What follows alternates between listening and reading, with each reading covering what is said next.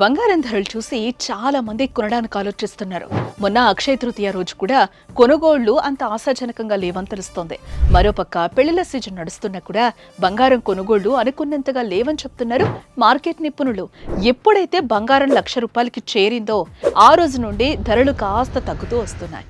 కానీ రికార్డు స్థాయిలో ఏం తగ్గలేదు. కాబట్టి ఎవరైనా బంగారాన్ని తాకట్లో పెట్టి లోన్స్ అప్పులు తీసుకున్న వాళ్ళుంటే వెంటనే శర్మ గోల్డ్ కంపెనీ వాళ్ళకి కాల్ చేయండి. ఎందుకంటే నెల నెలకి మీరు తీసుకున్న అప్పులకి లోన్స్కి వడ్డీలు కట్టే బదులు ఒక్కసారి తాకట్లో ఉన్న బంగారాన్ని అమ్ముకుని అప్పులు అవసరాలు తీర్చేసుకుంటే దానికంటే హ్యాపీ లైఫ్ ఉండదు కదా.